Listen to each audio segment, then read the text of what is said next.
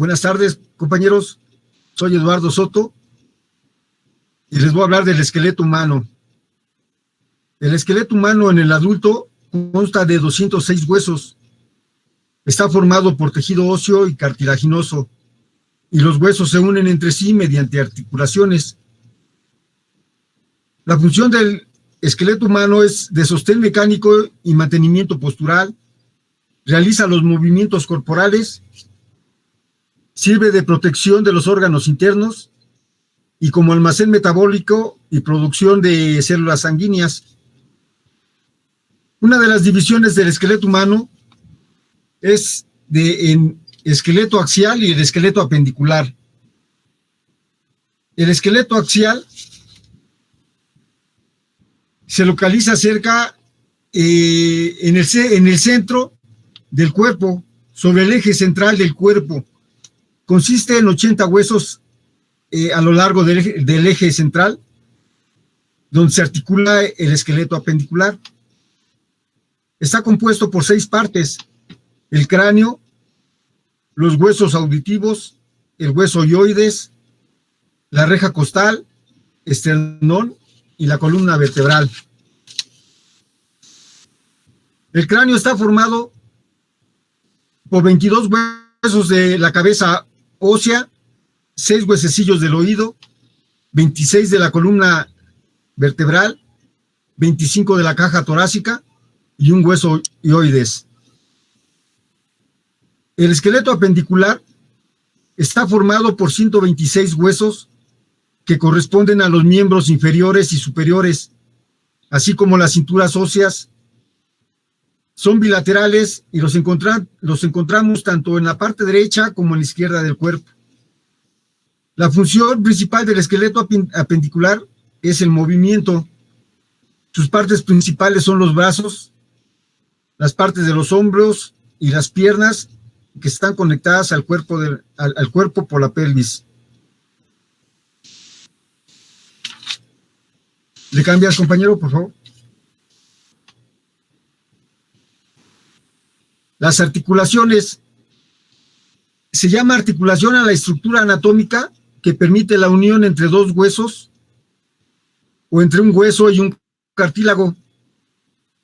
Las articulaciones se estabilizan mediante ligamentos que unen los extremos óseos y tienen movilidad gracias a los músculos que se insertan en sus proximidades. Las funciones más importantes de las articulaciones son constituir puntos de unión entre los componentes del sistema óseo y facilitar los movimientos mecánicos. Algunas articulaciones no son móviles, como las que se establecen entre los huesos del cráneo. Sin embargo, son de gran importancia, pues permiten la protección del encéfalo y hacen posible al mismo tiempo su crecimiento durante la infancia. La clasificación. Para su estudio, las articulaciones pueden clasificarse según su estructura o función. Por su estructura, se clasifican según el tejido que las une en 3 categorías: fibrosas, cartilaginosas y sinoviales. Por su función, en sinartrosis, anfiartrosis y las diartrosis. ¿Le cambias, compañero, por favor? Las articulaciones fibrosas son aquellas en que los extremos de los huesos están unidos por tejido fibroso. Este tipo de articulaciones tiene muy poca movilidad. Un ejemplo de la articulación fibrosa son las suturas que unen los huesos del cráneo. Un tipo muy particular de articulación fibrosa es la sindesmosis, en la que 2 huesos se unen mediante una lámina de tejido fibroso, como ocurre en la membrana interósea del antebrazo que une el cúbito con el radio. Otro caso lo tenemos en la articulación dento-alveolar, también llamada gonfosis, que es una articulación fibrosa que observamos en las piezas dentales. ¿Le cambias, compañero?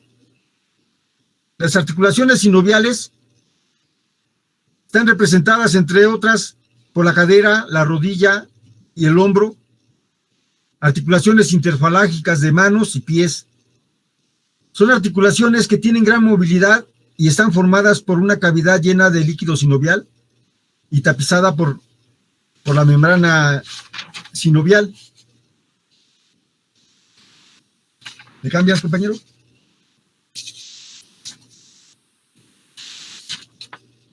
Las articulaciones cartilaginosas, en este tipo de articulación, el tejido cartilaginoso sirve de unión entre los extremos óseos. No cuentan con cavidad articular como en las articulaciones sinoviales y el movimiento que pueden realizar es pequeño. Un ejemplo son los discos intervertebrales formados por tejido fibrocartilaginoso y la sínfisis del pubis y articulación sacroiliaca. ¿Le cambias, compañero? Otra clasificación por su función lo podemos observar en las articulaciones que reciben por nombre la sinartrosis, en cuyas articulaciones se observa una nula movilidad, como en los huesos del cráneo. Otra articulación es la anfiartrosis, que presenta una escasa movilidad, como los cuerpos vertebrales, y la diartrosis, que presenta gran movilidad, y es la articulación del hombro, la rodilla y la cadera. Están representadas principalmente por las articulaciones sinoviales, de gran movilidad, que constituyen la mayor parte de las articulaciones de las extremidades y se dividen en 6 grupos. Están formadas por una cavidad llena de líquido sinovial y tapizadas por la membrana sinovial. Los extremos de los huesos que forman están recubiertos por cartílago articular y todo el conjunto se refuerza exteriormente mediante una cápsula articular que le da mayor estabilidad. ¿Le cambias, compañero?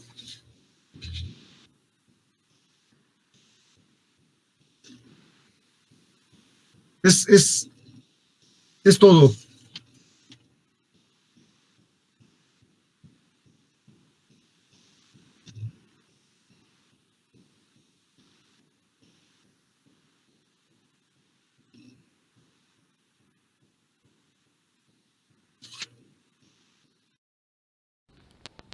¿Ya? Ya. Bueno, a mí me tocó el tipo de células. Las células osteoprogenitores son el grupo de las células que se encuentran ubicadas en el tejido óseo, cuya función es mantener la estructura en un buen estado. Los huesos forman parte del esqueleto y son fundamentales para dar el soporte y proteger al organismo y permitir que los humanos se muevan de un lado a otro. Estas células se consideran no especializadas y provienen de la mesenquima, y que es una estructura de donde derivan los tejidos conjuntivos del cuerpo. Característicamente análogas suelen encontrarse en un estado más fletante, que apoyan el mantenimiento de los huesos y nutren al osteocito.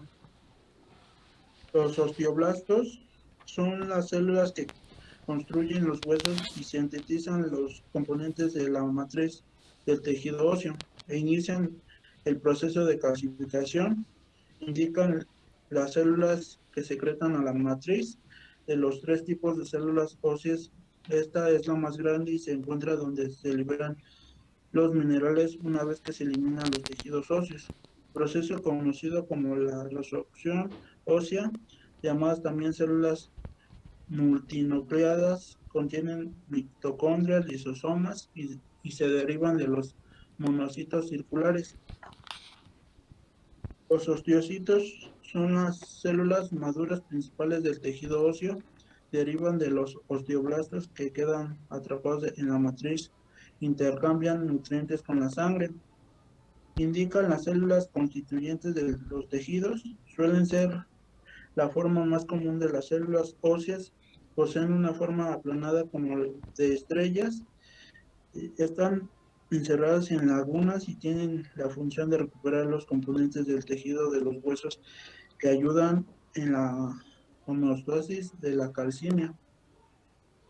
Los osteoclastos son las células muy grandes formadas por la fusión de 50 monocitos ubicadas en el endostio, producen destrucción del hueso por medio de enzimas lisosómicas para permitir el desarrollo, crecimiento, mantenimiento y reparación normales del hueso. Indican destrucción, son un tipo de células que conforman el tejido óseo de los huesos y han perdido su proceso de mitosis, es decir, la producción celular o la división longitudinal de los cromosomas en el núcleo de la célula provienen de las células osteoprogenitoras y tienen la función de reunir distintos elementos dispersos en la matriz del tejido óseo como el colágeno y la glicoproteína.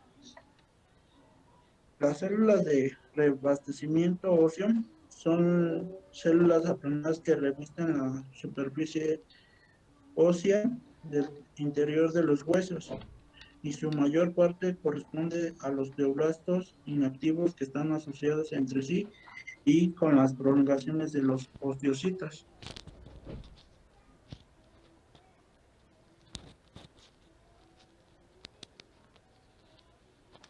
¿Quién sigue? Bueno, ahora hablaré sobre las características de la matriz extracelular en cuanto a los tejidos de cartilaginosos y el tejido óseo.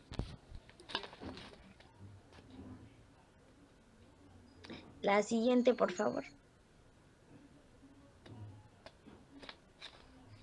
Características de la matriz extracelular de los tejidos cartilaginosos. La matriz extracelular del cartílago es sólida y firme, pero también un tanto maleable, a lo que se debe su flexibilidad, puesto que no existe una red vascular en el cartílago.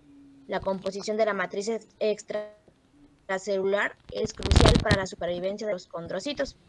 La gran proporción de glucosaminoglucanos con respecto a las fibras de colágeno tipo 2 en la matriz del cartílago permite la difusión de sustancias desde los vasos sanguíneos del tejido conjuntivo circundante hasta los condrocitos dispersos dentro de la matriz, en los que se mantiene la viabilidad del tejido. Según las características de su matriz, se distinguen tres tipos de cartílagos que se difieren en cuanto a su aspecto y también en sus propiedades mecánicas. El cartílago iliánico presenta una matriz con fibras de colágeno tipo 2, glucosaminoglucanos, proteoglucanos y glucoproteínas multiadhesivas. Cartílago elástico contiene componentes comunes de la matriz del cartílago hialino con adición de una red densa de fibras elásticas y láminas de material elástico que se interconectan. Fibrocartílago. Contienen componentes comunes de la matriz del cartílago hialino con adición de abundantes fibras de colágeno tipo 1. Algo muy importante en la matriz extracelular es que tiene una función muy fundamental para el desarrollo del esqueleto fetal, asimismo para los huesos en crecimiento. La siguiente, por favor.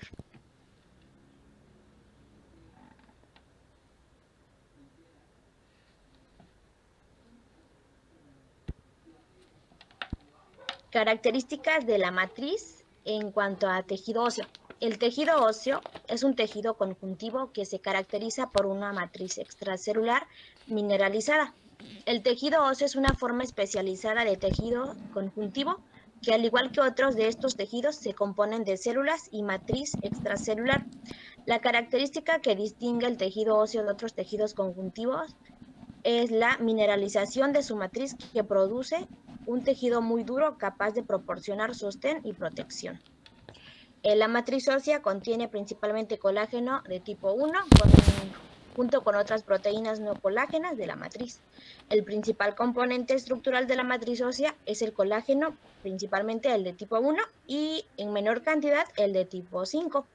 La matriz ósea contiene lagunas conectadas por una red de canalículos. También ahí, eh,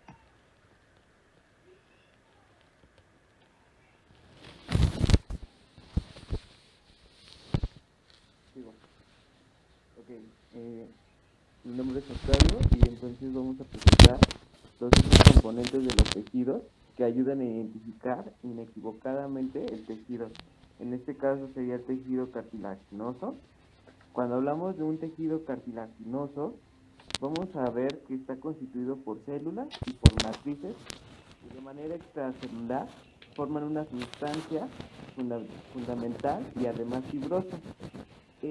Hablamos de que en su tejido o la característica, ¿no?, para poderla reconocer propia del cartílago es que no se van a encontrar vasos sanguíneos ni terminaciones nerviosas. Entonces, si tenemos un tejido que no tenga vasos sanguíneos y tampoco tenga terminaciones nerviosas, lo más probable es que se esté nutriendo a través de un proceso de digestión pasiva y eso es un cartílago. Otra de las características que tienen estas células especializadas es que si encontramos células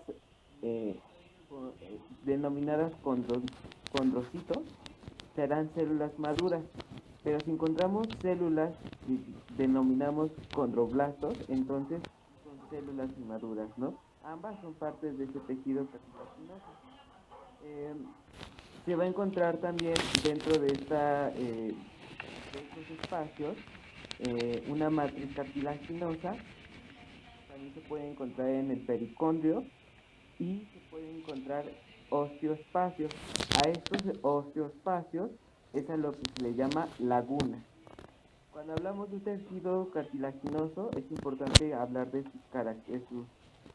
clasificaciones. En este caso tenemos el cartílago hialino, el cartílago elastino y el cartílago fibroso o fibrocartílago.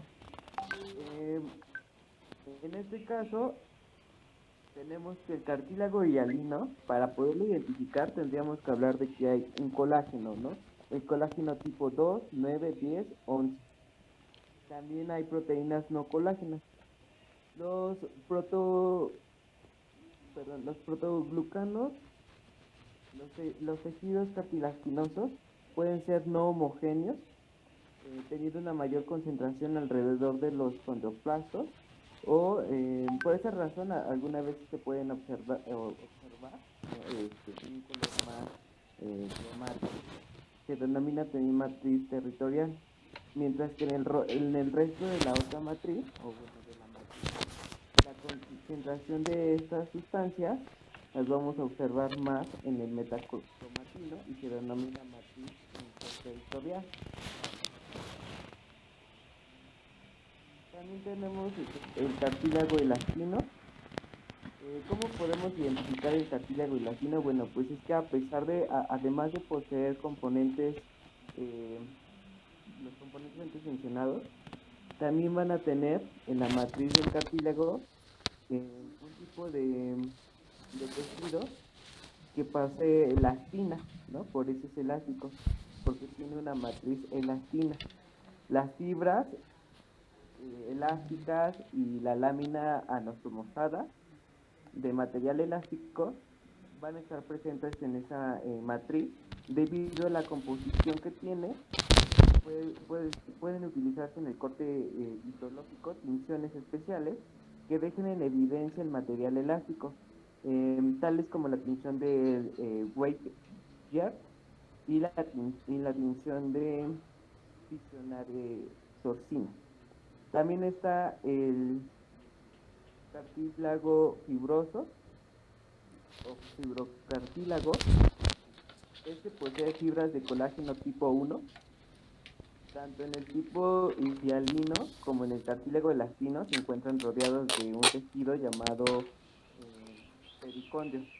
El pericondrio es un tejido conectivo denso, tiene células muy similares a los fibroblastos, pero cuando hay crecimiento activo está constituido por dos capas, ¿no?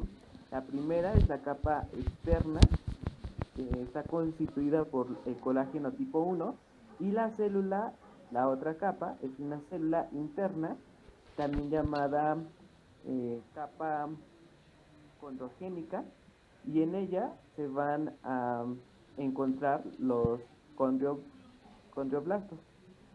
Eh, el tejido cartilaginoso, a pesar de ser un tejido pues conectivo, que posee ciertas características distintivas que lo hacen ser un tejido único, sujeto a estudio, aunque no se encuentra diseminado en todo el sistema estomatognático, tiene importancia para, bueno, pues para nosotros poderlo estudiar, porque es un componente fundamental de la articulación temporomandibular, ¿no?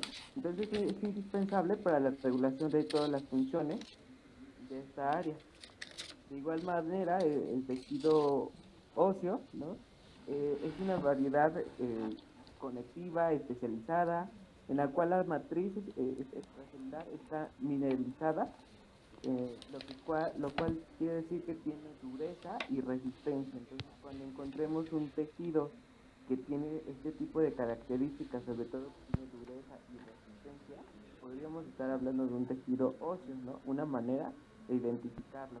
Además, la matriz tiene colágeno tipo 1, colágeno tipo 5, glucosaminoglucanos, glucoproteínas, cialoproteínas, y similar a lo que ocurre en el tejido cartilaginoso, dentro de la matriz mineralizada del tejido óseo, hay espacios denominados osteoplastos, ¿no? En la otra le decimos lagunas, aquí osteoplastos. Cada uno de los cuales está ocupando una célula, o sea, una célula ósea que puede ser madura o osteocito. Si no es madura, entonces es osteocito. Estas células emiten prolongaciones se le llama anastomosán, porque tienen esta conectividad entre las demás con ramificación. La matriz contiene colágeno tipo 1, y estas células van a poder emitir prolongaciones que van a poder nutrir el mismo tejido, ¿no? Este sistema está conectado hacia canales que se denominan, ¿no? Sistema canicular, ¿no? Es un sistema canicular de nutrición. Además, estos osteocitos cuentan con tipos de células progenitoras, osteoblastos y osteoclastos. Después entonces también tenemos que cuando hablamos de un corte o desde un punto de vista histológico, tendremos que hacer una clasificación. Para poder ver y saber cuál es el tejido, pues tendríamos que ver cuál es esta clasificación. Una es el tejido óseo inmaduro, el segundo es el tejido óseo maduro, que a la vez tiene un laminado que puede ser compacto o puede ser esponjoso. Y el tercero es una clasificación de fibroso.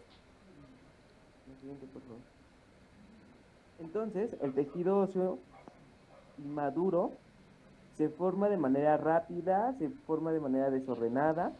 Esa es la razón por la cual el tejido no muestra un aspecto laminar organizado. Contiene más de una cantidad de células que, si se compara con los otros tipos de tejido óseo, a nivel microscópico, estos tejidos van a tener esta característica especial, ¿no? En la siguiente, el tejido óseo, cuando ya es maduro, se forma de una manera más lenta, de una manera más ordenada. Esto parece que el hueso compacto histológicamente esté compuesto por una unidad llamada osteonas o sistema de Haber. Por su parte, el tejido óseo maduro esponjoso posee una estructura similar al tejido compacto, con la diferencia de que no se puede observar las osteonas. El proceso por el medio del cual se forma el tejido óseo se denomina osteoficación y pueden ser de dos tipos, osificación intramembranosa o osificación endocondral.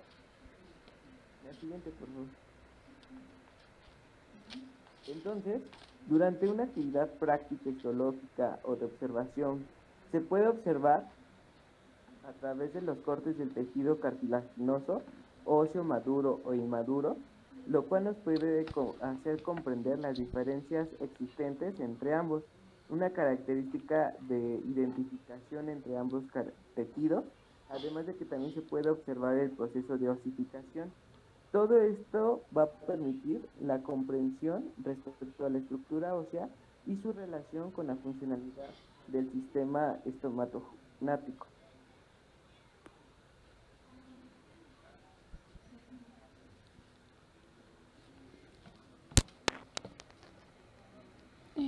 Buenas tardes, compañeros. Yo les voy a hablar sobre biología y mi tema es sobre histogénesis del cartílago. Bueno, el esqueleto axial se compone por cráneo, la columna vertebral, costillas y el esternón. El sistema esquelético se desarrolla a partir del mesodermo paraxial. Recordemos que hay tres capas embrionarias, que es el ectodermo, que consiste en el sistema nervioso y la piel, en el mesodermo, que es el músculo esquelético, los riñones y el aparato respiratorio, y en el endodermo son los pulmones, el hígado, el sistema digestivo y las glándulas endocrinas. Bueno, en esta imagen podemos observar sobre estos bloques de tejido que son el mesodermo paraxial, que se ha organizado de forma particular en los somitas y los somitómeros. ¿Qué son los somitas y qué son los somitómeros? Bueno, los somitas es la región de la cabeza, y los somitómeros es la región occipital y la caudal.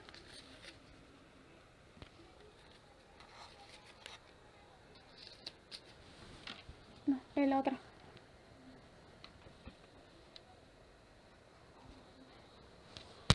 Bueno, ¿puedes regresar a la siguiente, por favor?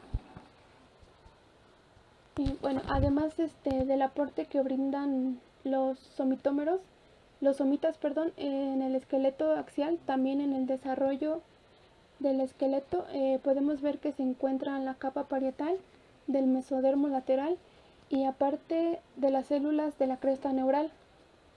Ahora sí, la siguiente.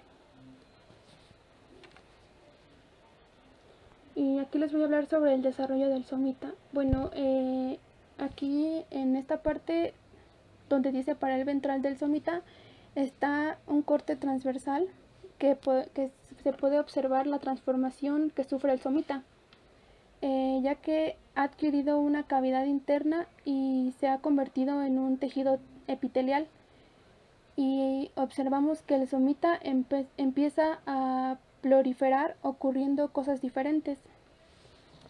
Y bueno, dentro de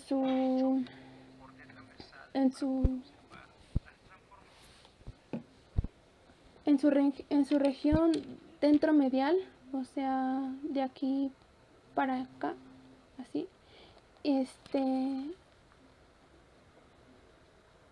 en la región dorsal lateral,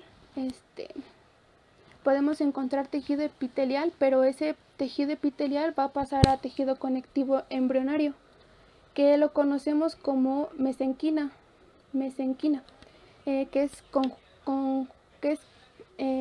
tejido conjuntivo laxo. Y pues también podemos observar cómo se ha transformado y que empieza a migrar hacia y a ocupar espacio alrededor de la notocorda, o sea, esto, que acá lo vemos, es esto, y muy cerca del tubo neural. El tubo neural es esto, que se diferencia de la médula espinal. Y bueno, en la región dorsolateral del somita, ahí se sufre una transformación y adquiere una característica distinta a las células. Y de ahí se hace el esclerotoma.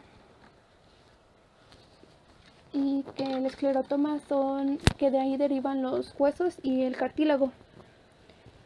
Y bueno, la parte que está cerca del dorso del embrión, observamos que se diferencia de una banda de tejido conectivo, a cual conocemos como dermatoma. Hacia los extremos del dermatoma, estos son los extremos del dermatoma. Y bueno, esos van a adquirir células de una identidad de tejido muscular.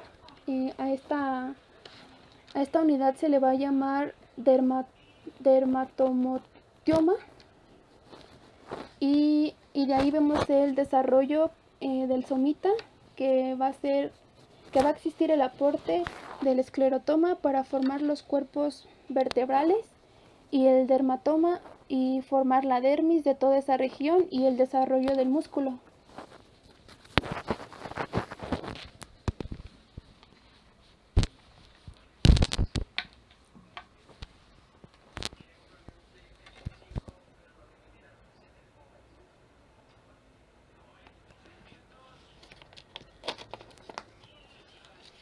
Hola, yo voy a hablar sobre los tipos de osificación y a qué huesos corresponden los planos y los largos. La osificación es la formación de tejido óseo a partir de un tejido mesenquimático existente. Entre los tipos de osificación encontramos la membranosa, o también se le llama directa, o la osificación endocondral, que se le llama también indirecta.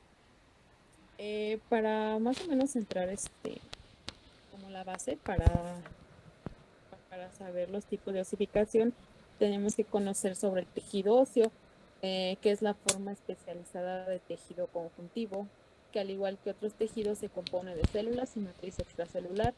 La característica que distingue al tejido óseo de otros tejidos es la mineralización de su matriz, que produce un tejido muy duro que sirve de sostén y protección.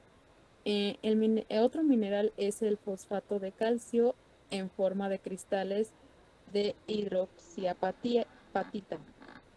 El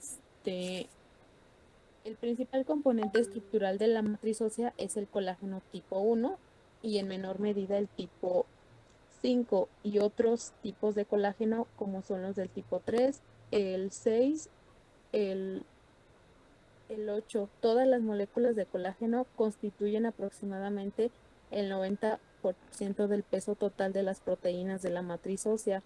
El otro 10% lo constituyen las proteínas no colágenas, como son las macromoléculas, los proteoglicanos, las glucoproteínas multiadhesivas, proteínas dependientes de la vitamina K, osteoespecíficas y factores de crecimiento, y citocinas. En la matriz ósea hay espacios denominados lagunas, cada una de las cuales contiene una célula ósea u osteocito. El osteocito extiende una gran cantidad de vaginaciones hacia pequeños túneles llamados canalículos. Los canalículos atraviesan la matriz mineralizada, conectando lagunas contiguas y permitiendo el contacto entre las evaginaciones de los osteocitos adyacentes. De esta manera se forma una red de continuada de canalículos, y algunos con sus células y evaginaciones en toda la masa del tejido mineralizado.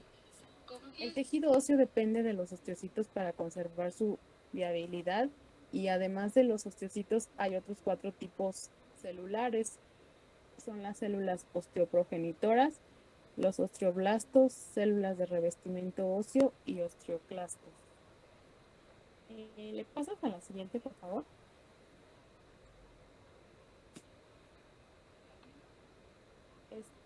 Bueno, los huesos son órganos del sistema esquelético. El tejido óseo es el componente estructural de los huesos. En general, el hueso está compuesto por tejido óseo y otros tipos de tejido conjuntivo, incluyendo el tejido hematopoyético, el tejido adiposo, los vasos sanguíneos y los nervios. Si el hueso forma parte de una articulación móvil, o también llamada articulación sinovial, por ejemplo, en la articulación de la rodilla, entonces tiene cartílago hialino. El tejido óseo también se clasifica en denso por la forma de la superficie. la superficie ósea externa y en esponjoso o trabecular, este forma el interior del hueso. Los huesos se clasifican según su forma. La ubicación de los tejidos óseo compacto y esponjoso varía de acuerdo con la forma del hueso y se clasifican en 4. El hueso largo se clasifica por su longitud, porque su longitud es mayor que sus otras 2 dimensiones. Cuenta con una diáfisis y 2 epífisis. Un ejemplo de ello es el húmero y el fémur. La otra clasificación es huesos cortos, que tienen sus 3 dimensiones casi iguales. Ejemplo de estos son los huesos carpianos de las manos. Los huesos planos son delgados y anchos, y un ejemplo de ellos son los del cráneo. Estos están formados por 2 capas de tejido óseo compacto y capa intermedia tejido óseo esponjoso. Los huesos irregulares poseen una forma que no permite clasificarlos en ninguna de las categorías anteriores, ya que su forma es compleja. Un ejemplo de un hueso irregular sería el hueso etmoides. Los tipos de tejido óseo encontramos el tejido maduro. Es formado por unidades estructurales llamadas osteonas o sistema de Haber, presente en adultos, y el tejido inmaduro es el tejido óseo que se forma primero en el esqueleto de un feto en el desarrollo. La siguiente, por favor.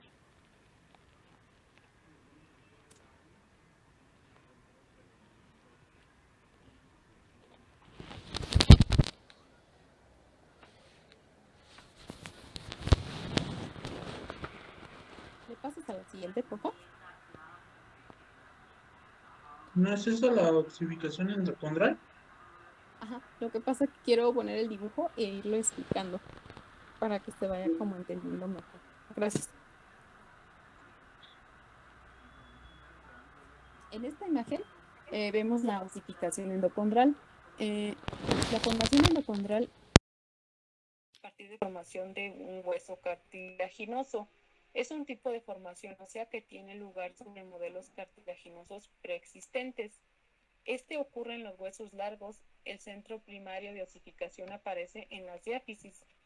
Los condrocitos, células cartilaginosas, aumentan de tamaño. Se le llama hipertrofia. La matriz se calcifica y las células mueren. Después se deposita una fina capa de hueso bajo el pericondrio que rodea la diáfisis. Es decir, el pericondrio se convierte en el periósteo. Luego los vasos sanguíneos que rodean al periósteo fragmenta el cartílago. Algunas de las células infiltrantes se diferencian hacia las células ectopoyéticas. Luego sucede el alargamiento de los huesos largos que tienen lugar en la unión entre la diáfisis y la epífisis.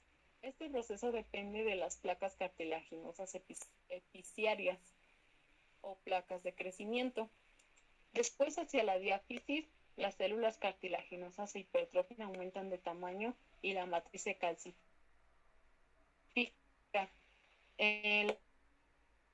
Las espículas del hueso quedan aisladas unas después de la médula ósea hacia el hueso largo.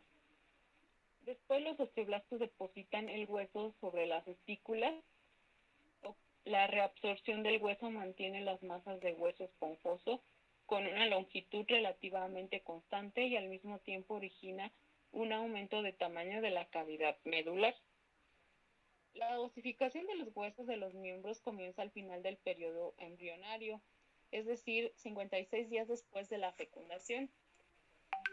Sin embargo, en el momento del nacimiento las diáfisis están prácticamente osificadas, aunque la mayor parte de las epífisis son todavía cartilaginosas. Y la mayoría de los huesos, las epífisis se fusionan con la diáfisis hacia los 20 años de edad. En esta imagen pues vemos cómo va ocurriendo la osificación endocondral. En la A, la B, la C, la D y la E, aquí marca el cartílago en rosa. Cartílago calcificado es el rosa mexicano. El hueso va en color beige y las arterias son en rojo. ¿Le pasas a la siguiente, por favor?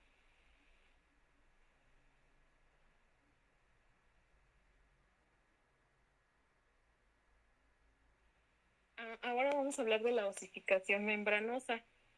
En la imagen microscópica óptica, la que se puede ver aquí, se observa la osificación membranosa, es decir, las trabéculas óseas las forman los osteoblastos que revisten su superficie. Se pueden observar los osteocitos atrapados en las lagunas, que son las puntas de la flecha.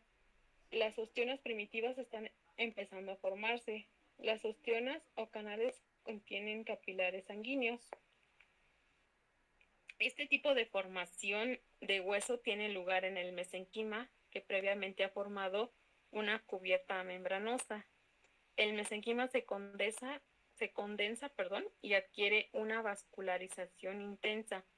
Las células precursoras se diferencian en osteoblastos, células formadoras de hueso, y comienzan a depositar una matriz no mineralizada que se denomina osteoide. Después se deposita fosfato cálcico en el tejido osteoide y así tiene lugar su organización y la formación de hueso. Los osteoblastos óseos quedan atrapados en la matriz y se convierten en osteocitos. Al principio el hueso nuevo no muestra un patrón organizado, pero al poco tiempo las espículas óseas se organizan y experimentan coalescencia con la formación de laminillas o capas. La siguiente, por favor.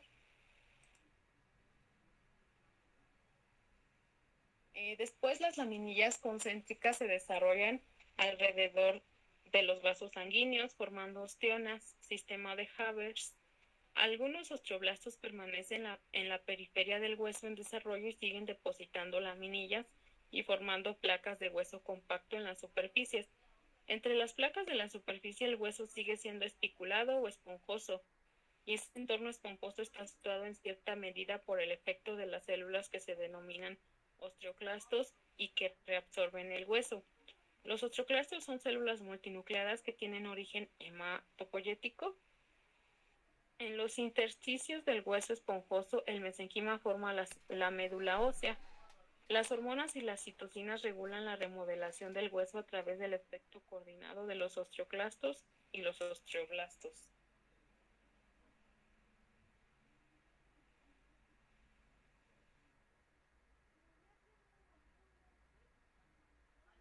Buenas noches. A mí me toca hablar sobre el desarrollo de las articulaciones y bueno, empezaré con el...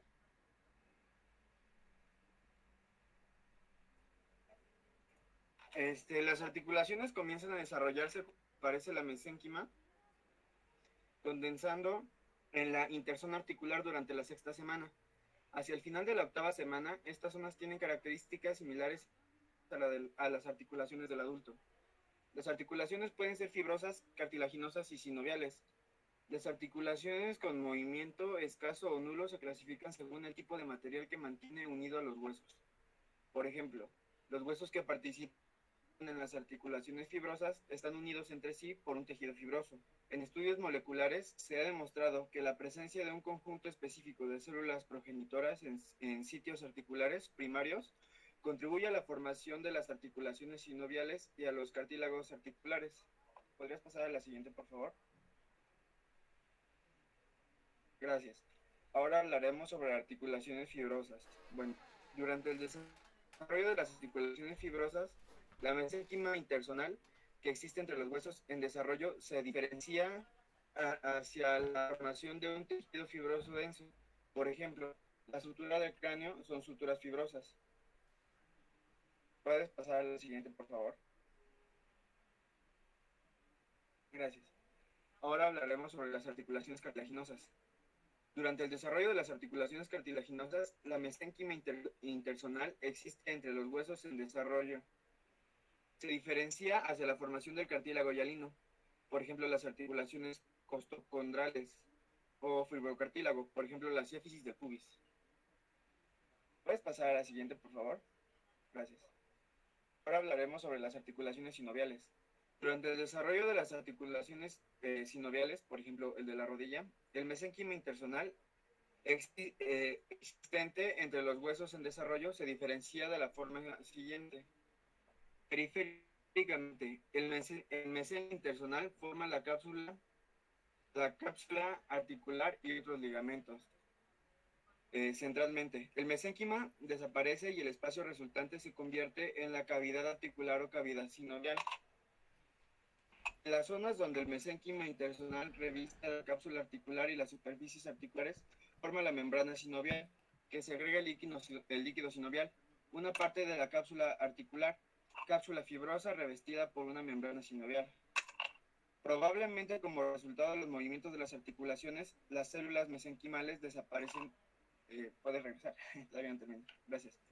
Las células mesenquimales desaparecen más adelante de la superficie de los cartílagos articulares.